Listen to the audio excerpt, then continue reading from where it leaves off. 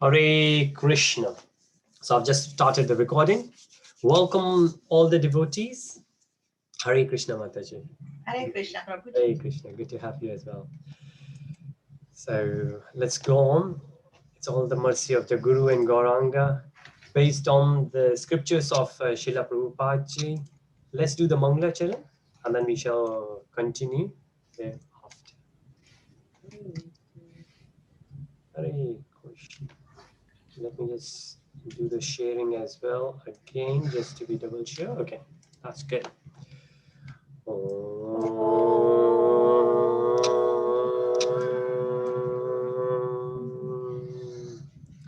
Ajnanatimirandasya Jnana-Jana-Shalakaya Chakshurunmilitam yena Tasmai Shri Guruve Namaha Shri Chaitanya Manobhishtam Stapitam Yena Bhutale Swayam Rupam Kadamayam Tadati Swapadantikam Vandeham Shri Gurun Shri Yudapadakamalam Shri Gurun Vaishnavamscha Shri Rupam Sagrajatam Sahagana Raghunatha Vitam Tam Sajivam Sadhvetam Savadutam Parijana Sahitam Krishna Chaitanya Devam Shri Radha Krishna Padam Sahagana Lalita Shri Vishakha Vitam Cha He Krishna Karuna Sindhu Dina Bandhu Jagatpate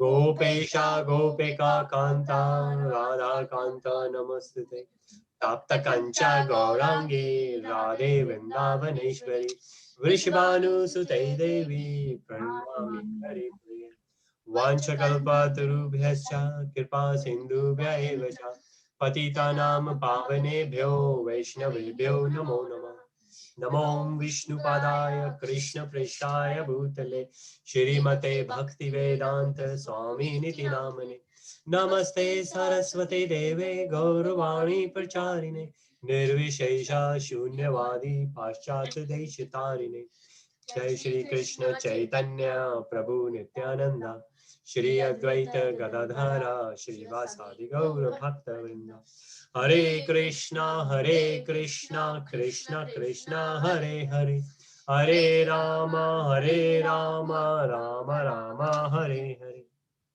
Hare Krishna. Welcome all the devotees. So good to have you. And let's continue our session on Goloka Chart. So this is the Goloka Chart we have been discussing. So we have already discussed a few things. We will do a very quick recap. Hopefully some other devotees will join. And there are some more who would not. And we will I will share right at the end, we might have to change the time just a bit, half an hour here or there, because there are some devotees who are finding it a bit discomfort attending the session at this time. But well, that's the reason we have it recorded, because a lot of devotees, they catch up as well. And then ask the questions. So asking questions is one of those things which is great. So we had the session this morning, so UK time 4 a.m. and that session itself went for 3.5 hours, and almost half the time we were asking questions. And luckily enough, I was the one asking questions on one-to-one basis, but there were many other devotees as well. So which is great. So we should all get encouragement to ask questions. We should not take scriptures as they appear to be, but as we understand from others. So and that's why I say, rather than a class, it's a discussion. So we should have a discussion. If this happens, or if we say this, based on that, how can we understand that? So we need to interlink everything rather than having very narrow-minded. We need to have a wider perspective, because remember, we are Vaishnavas. So for Vaishnavas, we say Vasundhara Kutumba, which means the whole planet, all, and it's not only human beings, not only living beings, but we are supposed to have the harmony with everyone. This is the age of Kali. So usually, as it says, the impact of the Kali is that everybody is going to quarrel with each other. Everybody is going to reflect the hypocrisy. So being Vaishnavas, being devotees, the qualities we are developing, we need to feel Satta Chitta Ananda, eternal conscious bliss. Right now we can feel it because Krishna's energy is there. There is no time when we cannot feel Krishna. And then there are three aspects of Krishna, and we touched based on them last time. And there were a couple of Matajis who joined, and they were asking more questions on Brahman. So I thought it might be a good opportunity because the very first thing we said we will do Krishna's expansions. So we will look after, because this is what happens when Krishna says or Krishna feels. Krishna doesn't even need to say it. As soon as Krishna feels, okay, let's do this, automatically it happens. Now, when we say automatically, there are subtle steps, and Shastras have given us those subtle steps, and we can discuss those. So let's continue. So initially we said we have a spiritual and material world that's been depicted in Goloka Chart. I hope everyone got the Goloka Chart. If you haven't, then feel free to send me the email. But I think everyone here, I can recollect, got Goloka Chart in the email. If not, feel free to drop me the email and I will look forward to send you. So we said Goloka Chart. It says the spiritual and material world. But more than that, it says the transition. Because a lot of people, well, material world, we don't really need to understand a lot because we've been there. We are here. We have experienced material world. So we know what material world is. And in the scriptures, it's been defined as dukhalaya. Dukhalaya is full of miseries. And I think we all have experienced it in many different extents. So moving forward, and again, I'm thinking, no one here at the moment who would like to be in Hindi, I think. Because I think Ashish ji is there and Shakti Prabhu was there. I'm just checking if in case he's having. I've just sent him the message if in case, because I appreciate he's in India and the time is different. Okay, all right. So we'll continue in English, but the thing is they would like to catch up with the recording as well. So maybe, okay, it's always tricky. So what we'll do, maybe very briefly, we'll say in Hindi as well, for those who are going to catch up in the recording. And it's always good, as I said, sometimes because when we do the translation from English to Hindi, sometimes the perspective changes a bit. And then you say, okay, because there are many Hindi words which we use, but we don't really reflect. And meanwhile, if you have any questions, please feel free. Maybe any question from the previous session or any question on any of the experiences during the week. So even though we are doing Goloka Chart, but it's all open. So anything spiritually in Krishna consciousness, we are feel free. We can discuss it now. We don't have to wait for the future. Prabhuji? Yes, please, Mataji. I thought you want to say something. Please. Yes. I put on the chat. What does Golak mean actually? Go means lok means different people, or okay. Loka, different worlds, perhaps? Yes. So Mataji, I have a slide, and there are many different, very similar but different one-line meanings, and I will share that. But just to give the answer for that, go loka. So go is for cows. Cows, yes. And loka is the place full of cows. Okay. And because Krishna loves, so it says Gopala. So somebody who pal is like who takes care of cows. So Goloka is somewhere where all those who live with cows. As it says that Brahmins are very, very dear. Then Vaishnavas are even dearer. But even dearer than that, cows are dearer to Krishna.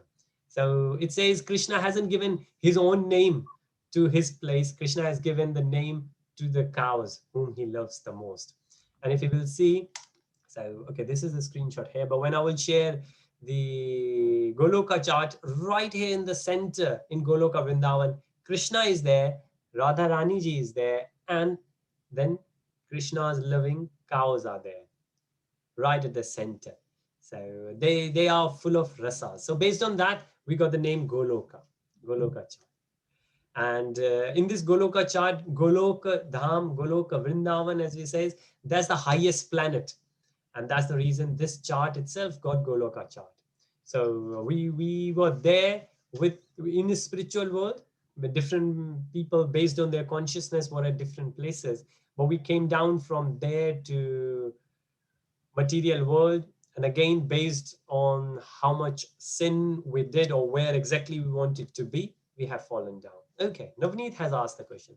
Vrindavan is where Krishna takes care of cows, so does it mean Goloka means Vrindavan? Yes. So it says either you say Goloka or you say Vrindavan. And here in the chart, if you say on the left hand side, it says Goloka Vrindavan. So it's the same place. It's the same place referred by different names. Very nice, Navneet. All those clarification, we should have it as we go along. There you go. So in this, we said we have Devi Dham, which is material world, and we will see. This is where we're gonna see where we are currently. A lot of details being given. Mahesh Dham is one of the most interesting place, and this is what we discussed when near the Shivratri last week. And above it, now we are getting into spiritual world. We have Hari Dham, which is Vaikuntha. So Hari usually we refer to Vishnu Bhagavan. And then we move up. Then we say Brahman is also there, effulgence of the Lord. And this is what we will discuss. This is what we were discussing last time, and felt like there was a bit of confusion. So today, or maybe in detail, a bit more detail, and we will see how much more detail we will need. If we need more detail, we will go into more detail. But again, there's no rush. We will see.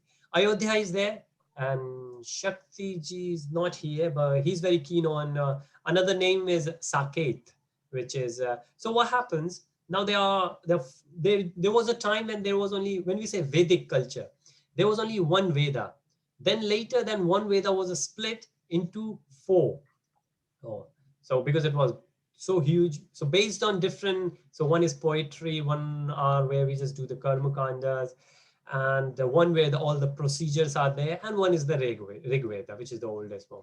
Now based on Rig Veda, based on all these Vedas, right at the end of the Vedas are called Vedanta, and those Vedantas are also called Upanishads, and there are many, about 108 main Upanishads, and Upanishads are not as huge as Puranas. Puranas are full of stories.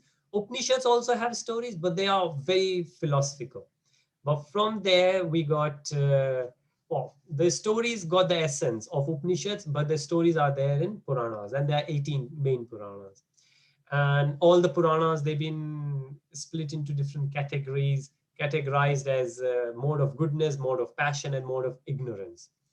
And then that's where Brahma ji and Shiv ji and Vishnu ji and their respective Puranas come into. So that's all given in the Puranas itself. And not one place, different places it's been given. So one place has been given that, okay, these 18 Puranas are there. Then the similar, not exactly same, but similar list is given somewhere else, where out of 18, roughly 12 or 13 Puranas are repeated, but there are few more which have been added and few others are dropped. For example, Narad Purana is one of those. Sometimes it's considered within 18, sometimes it's not. So, and Devi Mahatmya is also there. And there are many. So what we say, they are not major. Sometimes it's included, sometimes it's not. The reason I mentioned, sometimes the different names are given. For example, what we just said, Goloka and Goloka and Vrindavan, and they both are same. So one place it's mentioned as Goloka, another place is mentioned Vrindavan. So we need to know we are actually referring to the same place. Same thing or similar thing goes for Ayodhya or Saket, which is a place of Lord Rama, which is between Vaikuntha and Goloka. And I've just noticed Ajay ji has posted a question there. Vrindavan physically exists on earth in India, but on Goloka chart is shown out of earth. Could you clarify? Thank you so much, Ajay ji, for that question. Yes. And Animesh ji is also there. Hare Krishna. So great. It's, yes. Now, the way it goes, it's one of those. It says, for example, a lot of us, we originated from India, right? Either we were in India or our parents were in India, and we could be first generation, or we could be second generation, or we could be the one who are starting. But very soon what happens, we bring our culture here. Doesn't that, we bring the culture, and then very soon we bring all the festivals, we bring the food, we bring the dresses, and before we will know, this place might have, like people say, South Hall or Leicester is mini India, right? Because wherever we go, we like to bring, and it's not only based on Asian or Indian, whoever goes where. For example, I was in Dubai, and a lot of Britishers are there in Dubai, and they have their own community. So where I used to live, that was very British. And if you get in there, you would not feel, because it was all greenery, it was very what we call posh, and you will feel like you are in a Western world. And there was a swimming pool, tennis, like what you will feel here. But if you will step out, you will get into the Asian area, then it will be very Asian. So it's almost anyone who would like to move from one place to another would like to take his or her place with, or redevelop, react. This is what Krishna did as well. So Krishna, out of material world, in his spiritual world, Krishna has Goloka Vrindavan, which is Krishna's home. Krishna lives there permanently. Krishna is there. But when Krishna said, okay, my devotees, they are missing me, they need me, and there were many other reasons why Krishna came down. So Krishna said, okay, I will go down in material world and I will stay there with them for a while. Krishna was here for around 124 years. And when Krishna came down, Krishna didn't just come himself. He brought many his associates. So like if I'm here, my wife is here, my kids are there, my friends are there. Krishna did very similar thing. So all those devotees who are there with Krishna all the time in Goloka Vrindavan, they came down with him. And all the Gopalas, they were the same. And Nanda, they, Devaki, they, mother, father, they all were there. Yashoda Mai was there as well. So they all were there in spiritual world. They expanded and they came down here on earth. So when we say Vrindavan, Vrindavan on here on planet Earth is also Vrindavan, but that's just a replica of the spiritual world. Now, chapter 15, Bhagavad Gita, and the very first shloka, Urdhva Mula, which is upside down. So the material world is actually the reflection of spiritual world. It's not exactly spiritual, but it's a reflection of spiritual world. Now, if you think about, so to answer your question, that's why it is. In India, we have Vrindavan, but this is just a reflection of what the real Vrindavan is. Now, if you go to Vrindavan, so I've been very fortunate. I've spent a very good time in Vrindavan. If you are in Vrindavan, people just say Radhe Radhe. You don't have to say hi, hello, how are you doing and all. Radhe Radhe. That's the word they say. And this is so much. And they don't think if there is a Westerner or Indian or anyone. So I've met many Muslims as well there, and they are very nice devotees. They're serving there in Vrindavan. And when you meet them, you will meet them as they are Braj Basi, like the residents of the Braj, which is referred as. Now, when we say Braj, it's not only Vrindavan, but there are many other small towns. For example, Barsana is there, where Radharani was there, and the Asht Gopis are there. So all of them, they are considered as Braj. So this is what it is. So there's a difference, but also if you think about the potency, it's the very similar way. So a lot of people, they say if you will go to Leicester, you will feel like you're in India. In real terms, not really. It's very different from India. But yes, the culture you will face there, the people you will meet there, it will be very similar. It's a kind of reflection. Haribo. Okay, great. If anybody else would like to add anything, feel free.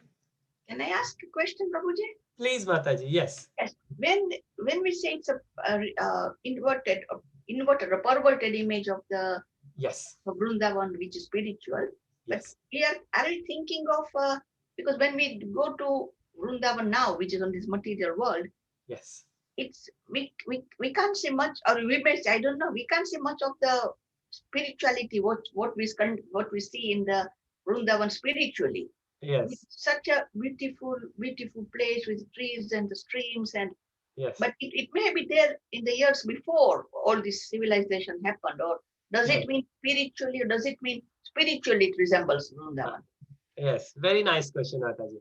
And this reminds me, many years back, I said to a friend of mine something very similar what you said, and he's very spiritual, and he's my childhood friend. I say, and he's a solicitor in Delhi. He works in Supreme Court. Wow. And so I came back from Vrindavan, and that was the very first time I took my family, my kids, who are born here. They were born here in UK. And my daughter was very much motivated because she's 8 now. She must be 3 or 4 then. But she was part of Krishna Club, and she knew Radharani. And in the Krishna Club, everybody told her that, well, when you will go to Vrindavan, Barsana, you will see Radharani there. And so when we went there, the time we went, it was a very auspicious time, but being auspicious, it was very crowded, very crowded. And what I can say that I didn't have a good time. I didn't. Why? Because the kids were annoyed. It was very crowded. People were all over the place. And as you know, Braj is Braj. You don't really wear everything. You don't have a lot of luxuries, even though our family lives there. And we were there with the family. But again, if it's sunlight, it's sunlight. You have to wait in the queue. You have to wait in the queue. So we didn't have a good time. And then when I came back to Delhi, then I met this friend of mine, and I said to him what you just said. I said, well, look at Vrindavan. You know, there was a time when we used to spend good time in childhood. And I remember roaming around in ISKCON temple there. There were not many people, and it has been changed a lot since then. And these days you see this. And I gave a big list of things which are not working, and you would not like to go to Vrindavan because of those things. I still remember what was his reply. And his reply was coming from his teacher, who is not in our parampara, but that's the reality, that even if a teacher belongs to a parampara, doesn't really have to be one our parampara, but one authentic parampara, his teacher has replied back to him that somebody else said something else, something very similar regarding this in Vrindavan. And the teacher said that we see these things everywhere, but it's a shame that even in Vrindavan, you just saw these things. You could not see spirituality even in Vrindavan. So the reality is, and this morning when we had the session, one of the main things we discussed, that we do the chanting, as you know, right? We do almost all the routes to the spirituality. Some kind of meditation or chanting is involved. So in Krishna consciousness, we do Hare Krishna Mahamantra chanting, and we chant a lot of time. One of the question is that I have been chanting. So it says in the Shastras that even if you take the name of the Lord once, you will feel bliss. And a lot of devotees, they say, well, I've been chanting for 20 years. And this is in reality. I attended the online session, and one of the, who is the author, he has written a book, and he's a very dedicated devotee. He said to another sannyasi that I have been practicing for 20 years now, 22 years, but I don't feel the bliss. And his reply, the sannyasi's reply was that, well, only 22 years. I've been doing that for 30 years. I haven't felt bliss yet. And then, of course, everybody started laughing. But then what we discussed on that day, or what we discussed this morning, and that's the answer to this question, long story, that the mercy, the bliss is there in the chanting, is there in the kirtan, is there all around us. But what we are missing is the vision. What we are missing is the consciousness. If we go to Vrindavan with the right consciousness, we will not see these things, like when Arjun, he was a little student, and Dronacharya asked everyone that what could you see on the top of the tree the sparrow is sitting. Arjun was the only one who could say, I can only see the eye. I can't see any other things. Otherwise, everybody said a lot of other things. When we go to Vrindavan, it's our consciousness. And what we have briefly discussed before, that if our consciousness is pure, we don't even need to go to that Vrindavan. Why? Because we can develop Vrindavan at our home. We can develop, and it, in the Shastras, the mention is that the pure devotees of the Lord, wherever they go, they can develop Vrindavan there, like what Srila Prabhupada did. He went all over the world. He established the temples, and all over the place people go and they feel Vrindavan. I was there in Paris So in the middle of France, there is a temple, beautiful temple, and that temple is called New Vrindavan. And we were there for 3 days and night. We went out for Harinam Sankirtan. Otherwise, we were there in the temple. Temple is massive. And we felt like we were there in Vrindavan with all the devotees. So this is the answer to that, Mataji, that you're right. A lot of other things are there which are material, which are there, we cannot deny, but it's our consciousness. The only thing is when we go to Vrindavan, our consciousness should enhance a bit anyways, because a lot of devotees are around. Yes. The same goes whenever we visit a temple. It says when we visit the temple, then what do we get? Like yesterday, I was chatting with someone and he said, "Well, what's the need of visiting temple? We have the temple at home." I said, "Well, that's right. But when we go to the temple, if we just go there, put some donation, take the darshan and come back, it might not be that useful. Even taking the darshan will help, taking prasadam will help. But more than that, if we take the association of devotees, if we sit with them, if we hear the kirtan, if we ask them, if we hear the glory of the Lord from the devotees, then we get purified." Mm. Yes. It's one of those analogies that somebody said to Mahatma Gandhi, that, and similar thing happened with Srila Prabhupada as well, that if you could say, it will be a great impact. So Mahatma Gandhi ji said, a mother came to Mahatma Gandhi that, "Could you tell my son not to eat sweets?" And the very first thing Mahatma Gandhi said, "Well, it's your son, you can also do that." She said, "Yeah, but if I will say, the impact will not be that great. If you will say, the impact will be." And we know the rest of the story, why the impact was much greater from Mahatma Gandhi, because Mahatma Gandhi ji said that, "I can't tell now, I will tell next week or next weekend." And the next weekend, he said to the child, "Don't have it." And he stopped. Then the mother said, "Well, if you just needed to say that, you could have said it last time." But then Mahatma Gandhi ji said, "I used to eat as well. I had to stop." Yes, And exactly. that's what pure devotees are like. When they say, "Well, I can say a lot of things, but you might not get any impact because I might not be purified when I say it. I'm just repeating it." But when somebody is immersed in the nectar, in the bliss, then the conviction is there. When I will tell, or another devotee will tell, you can hear that whether the person is repeating the words from the Shastras, or whether the devotee has that immense conviction that this is true. And I am in bliss. And the reason I'm sharing with you, because I want you to taste that bliss as well. And this is what it is. Hare Krishna. Thank you so much for that question, Mataji. And Navneet has said, okay, great clarification. Thank you. And Navneet has said, it is a reflection. It was there and it is somewhere else. Great. Yes, that's right. Like an illusion of a real thing. Very nice. This is what Navneet has said regarding, and this is chapter 15, first verse, and then verses which goes along with it. The illusion. Now, okay, let's carry on. We will discuss what illusion is. And there is a big debate been going for, without any exaggeration, more than 100 years. Actually, even more than that. But 100 years, we could see 500 years, we can say, because Chaitanya Mahaprabhuji was there 500 years back. And even then, there was a mention. And then, of course, there was another devotee. And Adi Shankaracharya ji was there. And he came around, I think, 14th, 15th century.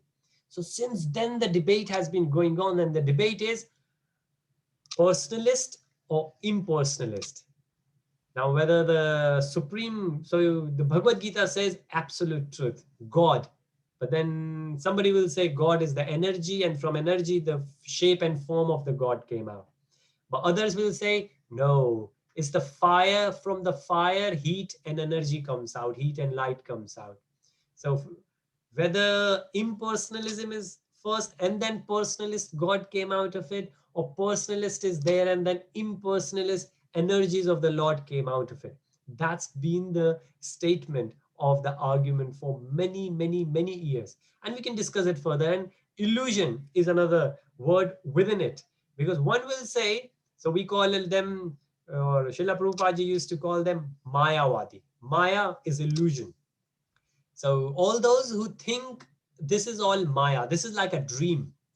This is what Adi Shankaracharya and Advaitians, they consider that this is illusion.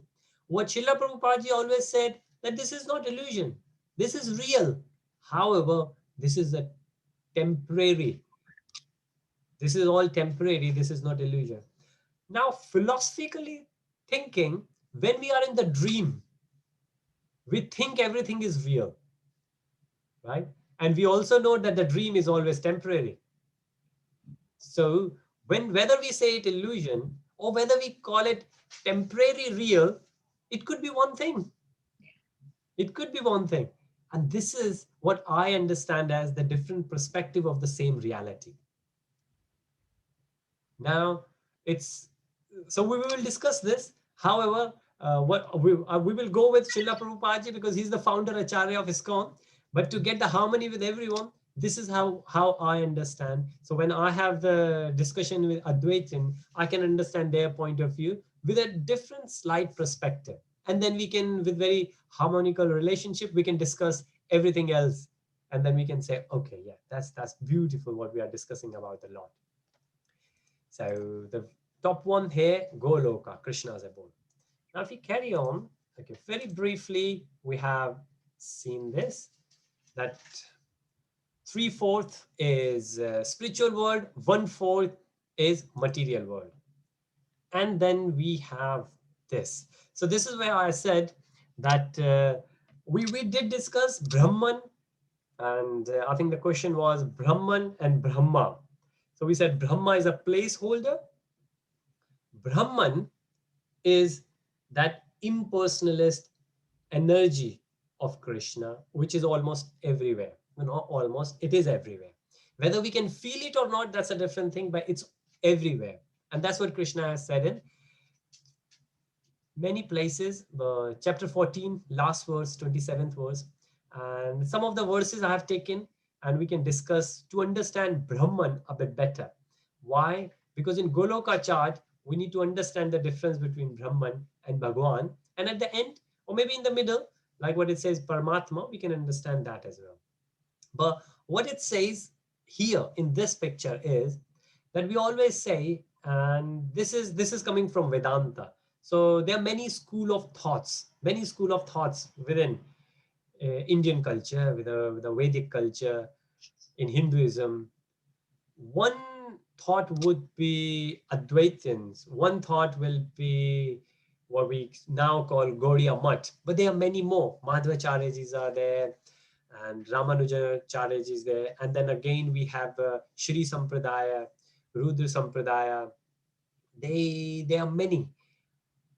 Without any exception, everyone will well, there are many arguments, but there is one point which everyone will agree on, and that is that whoever is the supreme absolute truth, that supreme personality of Godhead is consist of three things, or maybe one thing, but there are three features, and those features are what we call Sat, Chit, Ananda. Sat, Chit, Ananda. So Krishna is Sat, Chit, Ananda. God is Sat, Chit, Ananda. Brahman is Sat, Chit, Ananda. Brahm Jyoti is Sat, Chit, Ananda. Whichever school, whichever spiritual thought originated from Veda got to agree on that. Otherwise, going against the fundamental concept of Vedas. Sat, Chit, Ananda. Now, Sat is eternal. We say it's a Satya. Satya is a truth. It's a now what is now there is a concept of people say religion. Now, can you change the religion? These days, people can change the religion, but you can't really change the religion. But what is the true meaning of religion? Now, a lot of time when I do the discussion, when people use the words, very simple words like spirituality, religion, I ask the question, what do you mean by that? Why? Because it's very different. People, for example, religion, people say, oh, I'm Hindu. Okay, what does that mean? Well, I follow the Hindu rites. I follow the Hindu culture. Well, hang on. That's a culture. That's not the religion. It is not the religion. Is there? And you can change it. But as per the Shastras, what we call as religion is that internal energy, internal potency which can never change. For example, fire. fire is always going to be hot. Whether we will see in India or whether we will see in America, London, Australia, China, wherever. And whoever will touch fire will get heat. Fire will never, never, ever, fire will discriminate. And the heat is the religion of fire. And that could never go away. As long as it's fire, there will be. Once fire is gone, the internal nature is gone. So that's what we call, when we say eternal, that's what we mean. That this is the property and this will always be there everywhere. What we call for the Krishna, Krishna is everywhere. Now, if somebody might say, hang on, we just said Krishna is there in the Goloka Chart. Now we are saying Krishna is here. Well, if Krishna is here, why can't we see Krishna? Somebody asked the same question from Srila Prabhupada. Srila Prabhupada was taking a stroll in the park, and one of the devotees said, Prabhupada, you said Krishna is everywhere. And he said, yes, Krishna is everywhere. He said, can you see Krishna now? He said, yes, I can see Krishna now. He said, but why I can't see Krishna? He said, well, you need to develop yourself further. And what we talk about consciousness, that's what Srila Prabhupada meant. And then he said, can you see Krishna on that tree? Prabhupada said, yeah, I can see Krishna on that tree. He said, where do you see Krishna? What's the shape of Krishna on that tree? I want to see. And Prabhupada could see he's getting impatient. And then he chuckled a bit. He had a smile on his face. And Srila Prabhupada said, okay, Srila Prabhupada said, well, I am, once I'm gone, like I'm gone from this place to another place, when you see my glasses, these glasses, do they remind you of me? And says, yes, yes. When you come to my room where I'm not there, the books I have written, when you see all these things, do you miss me? Yes, yes. Could you feel I'm there? Yes, yes, yes. So Prabhupada said, that's how I see Krishna everywhere. So not the physical form of Krishna, but the energies, the attributes, the qualities of Krishna everywhere. Because everything, the real existence of everything, the basis is Krishna. And if we see that, if you could see the tree is there, because Krishna has given in Bhagavad Gita that as the Paramatma, I am there in everyone. Then when we see this, and this is what we call Divya Drishti or Gyan Chakshu, knowledge, the eyes of knowledge from the Shastras. Then that's how Prabhupada said that that's how I can see Krishna everywhere. And this is the Sat. This is the eternal concept of Krishna, that Krishna is everywhere, not in person himself, but in his energies. And Navneet has asked, what is the difference between internal and external? So when we say external, external is something usually we can change. For example, I'm wearing this kurta. I'm wearing a t-shirt. I'm wearing a shirt. I can change this. My face is looking like this. Maybe in 20 years, it will change. 20 years earlier, I was different, right?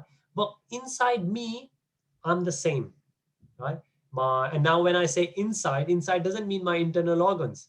My heart, this was another question somebody said, that where is the soul in the body? We say body, mind, and soul. So we say body, okay, if this hand is cut off, if this leg is cut off, then are you gone? I say, no, I'm still there. I say, okay, so this body cannot be you. Where is your mind you? Yes, my mind is me. But then a lot of time devotees say, well, where were you? You were sitting here, but your mind was somewhere else. Your mind was in India. Were you in India that time? Were you in America that time? And you think, no, I was here.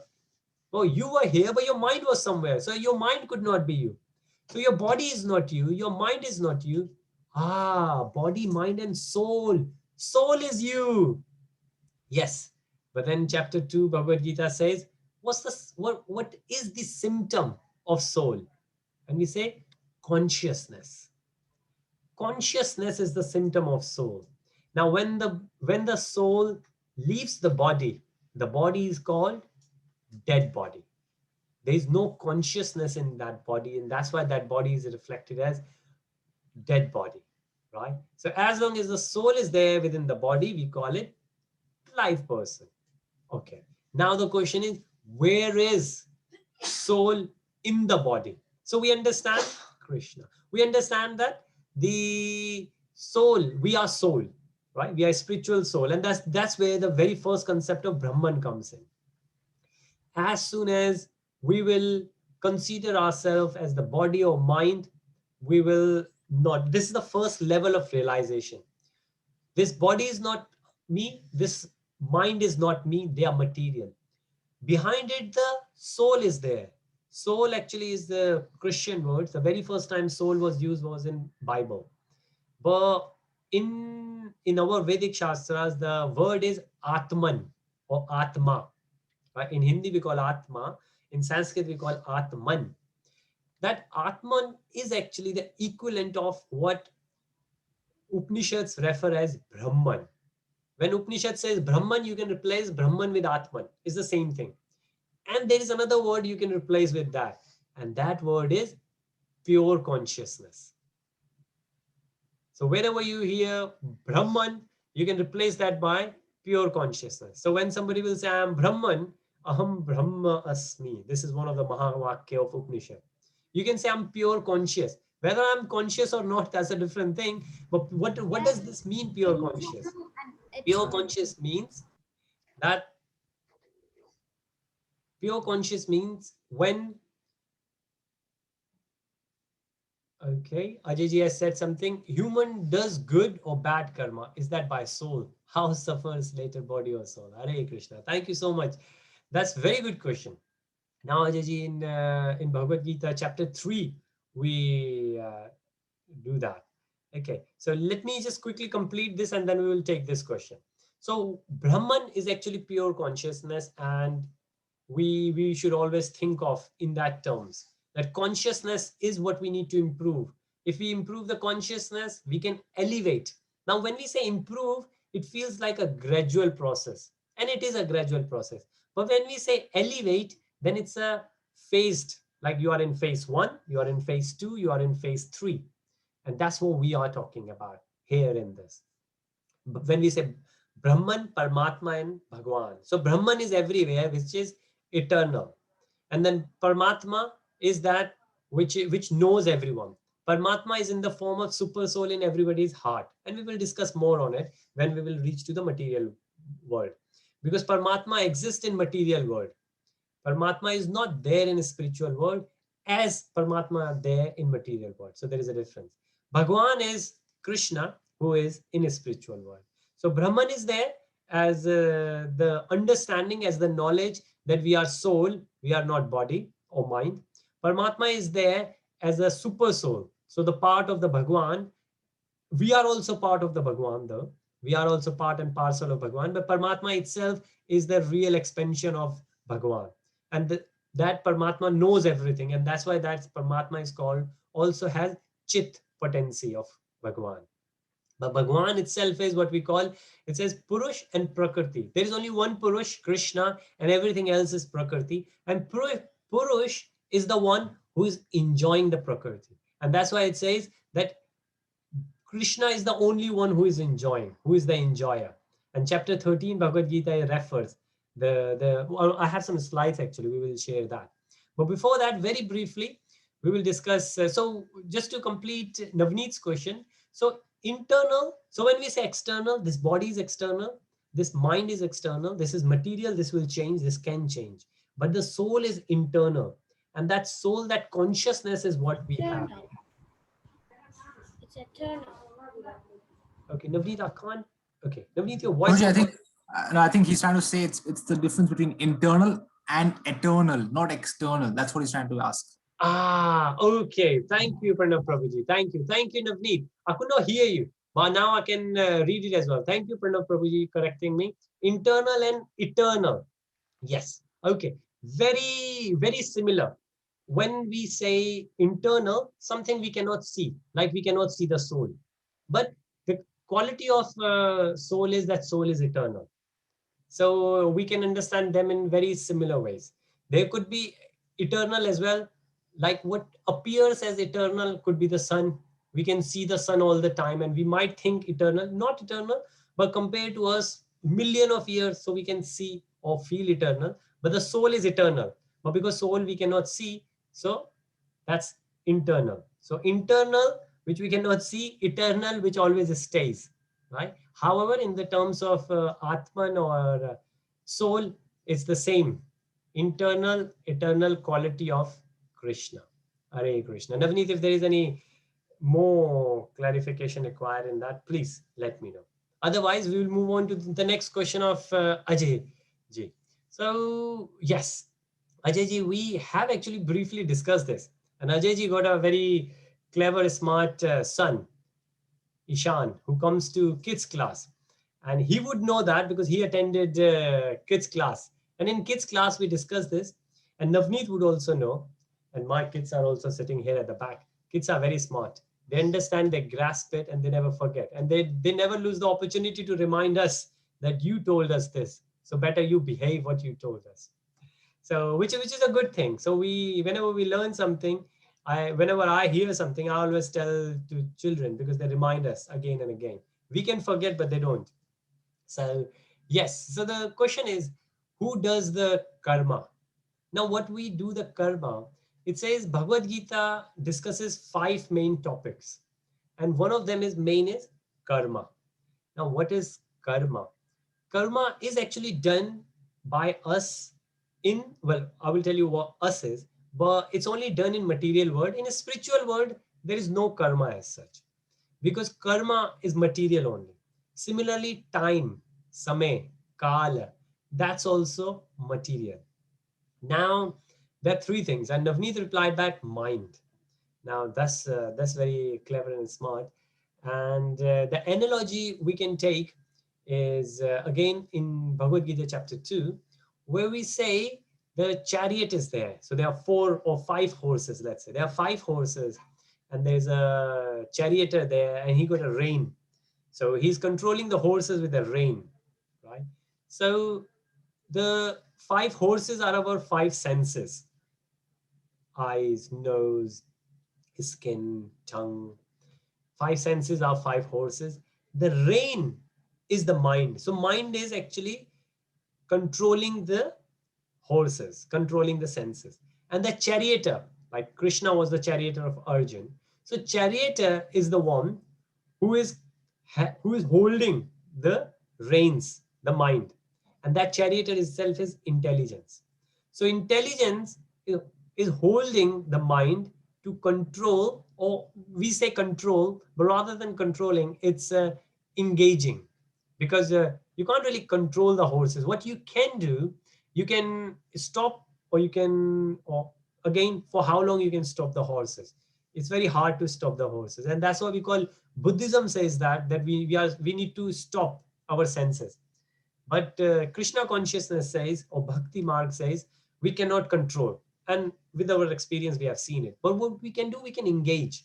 Like we cannot keep the horses stopped for long time. For a while we can. Like when we go to the deep sleep, when we go to, maybe when we sit in the meditation, when we go in the temple, maybe our horses are quiet for a while, but not for long. Not for long. So we are supposed to move them.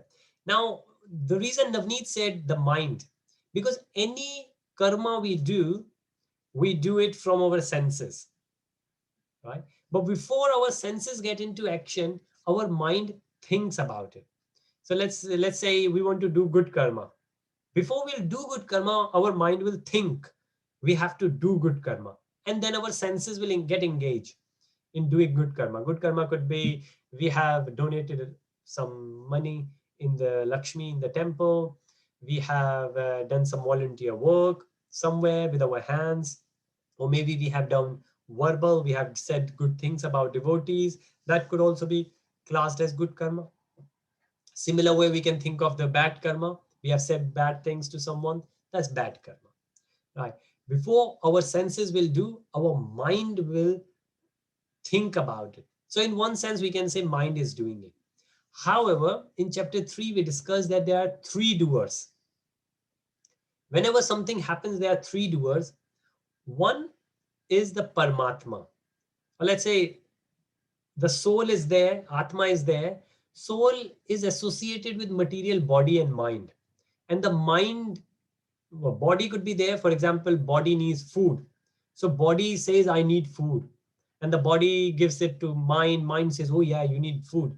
Mind will tell the Atma, the soul, we need food, we need food.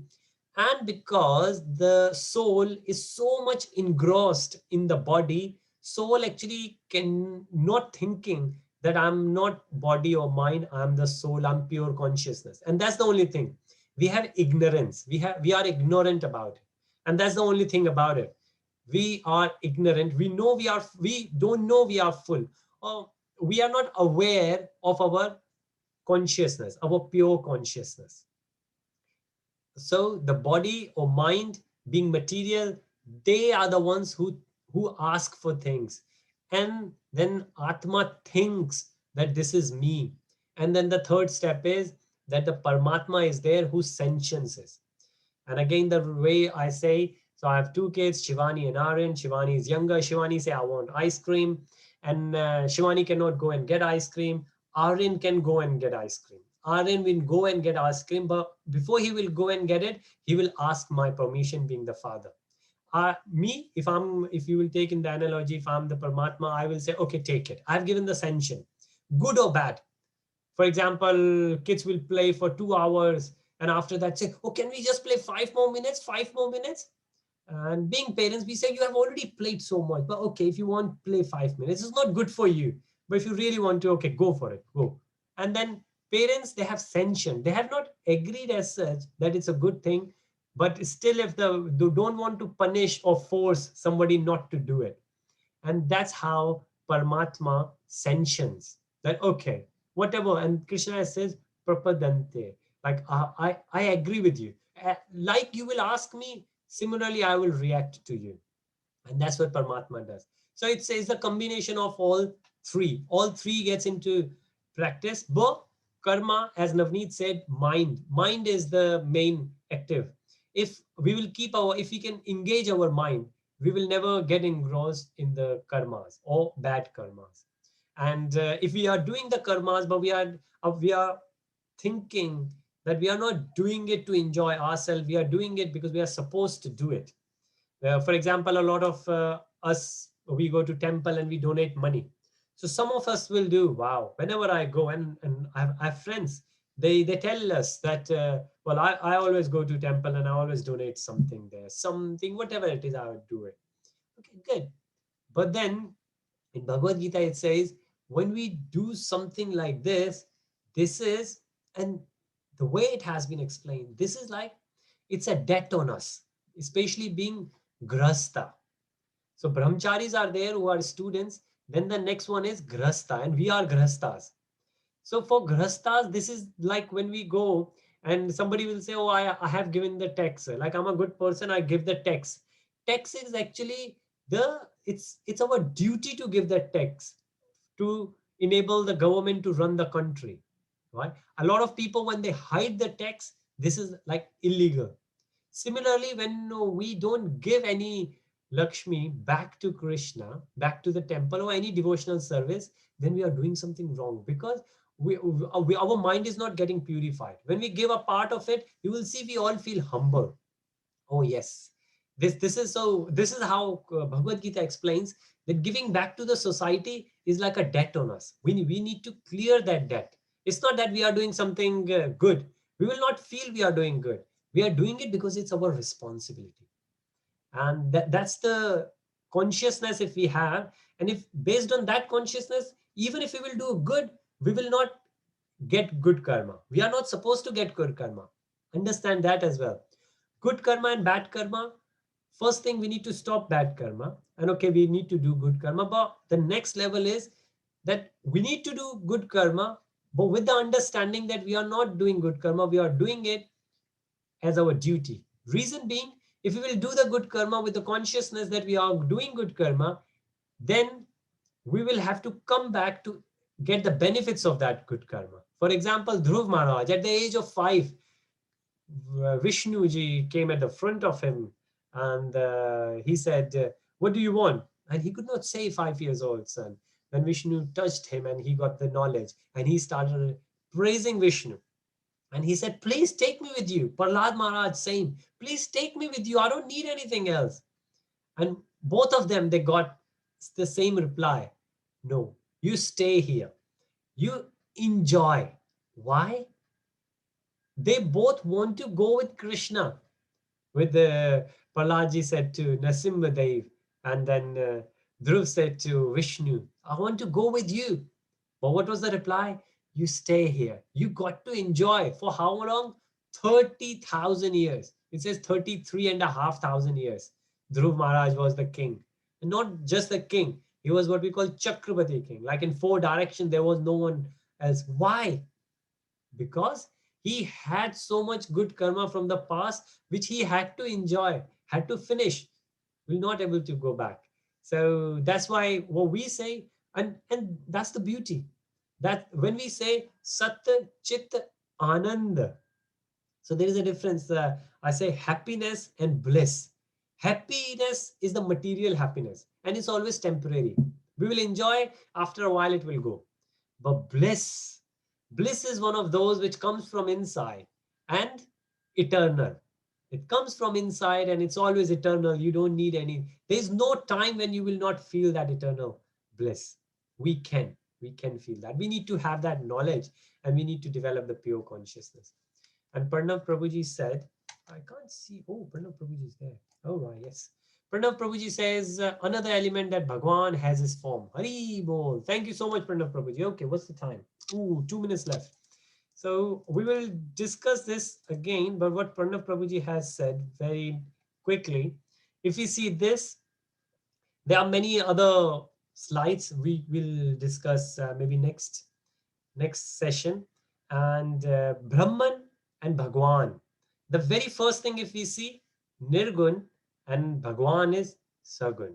And this is where I says impersonalist and personalist. So impersonalist without qualities, like Buddhism, Jainism, and then Adi Shankaracharyaji's, and there are many more school of thought. They take Nirgun as the top, and then all the Vaishnavas, they take Sagun on the top. From Sagun, with form, the qualities come out. And from Nirgun, it says that there is, or it says without qualities, but the qualities are there, the features are there. From there, the form comes out. It says Rupa, Nama, Rasa. These 3 things come out of Nirgun. That's how one school of thought understands. But this is the difference between 2. So we only left with a minute. So we will discuss, there are many more. We have the practice and realizations, how impersonalist practice, how impersonalist, in red, how impersonalist, and then in green, how personalist practice, and what are their realizations. These are some phrases that you can see, impersonal Brahman. We can discuss all of them. Okay, and this is from Adi Shankaracharya ji. So maybe we will quickly go there next time and discuss Bhagwan, Paramatma, and then we will come back to well, this is actually part of Goloka Chart. In Goloka Chart, from Golok Vrindavan, we will start with the Krishna's expansion. So these are 3 different aspects of Krishna: Brahman, Paramatma, and Bhagwan. But from Bhagwan, then all other personalities come out, and there are 2 what we call chakra views kind of thing, like 4 quadruple expansions. Okay, and then we will discuss that. Great. And then it's 11 o'clock, so we shall stop here. Any questions? I will stay if anyone has any question. Otherwise, look forward to discuss. Oh, sorry, I was meant to say that. Could we do 9:30 next Saturday? Because today the time is going to shift a bit, and then we will have more light. So if you can do from 9:30 to 10:30, because I will have another session from 11. So it won't be back to back. I will get some time in between. So we shall do. So next session, and I will send a message. We will meet 9:30 next Saturday. So which will be in April. So with that, Hare Krishna, everyone. Srila Prabhupada ki jai. Gurudev Maharaj ki jai. Hare Krishna. Hare Krishna Mataji. Thank you so much. Hare